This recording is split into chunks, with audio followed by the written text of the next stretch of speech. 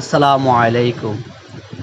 মজু খেলে ফিলিস্তিনি ১ টাকা ডোনেট জমা হয়, সেটা সত্যি কথা। কিন্তু আপনার থেকে মজু খাওয়ার পরে স্ক্যানার করলে ওই টাকাটা ওখানে অ্যাড হবে। এই কথাটি আপনারা ভুলবেন না। স্ক্যানার করার পরে টাকাটা অ্যাড হবে। সবাই স্ক্যানার করিয়েন, তাহলে টাকাটা অ্যাড হবে ফিলিস্তিনের জন্য। দেখেন কিভাবে অ্যাড হয়েছে। এ হলো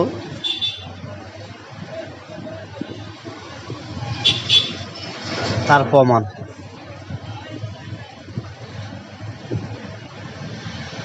আমরা বেশি বেশি মজু খাই, আর ফিলিস্তিনের জন্য অল্প একটু হলেও আমাদের দ্বারা উপকার হোক।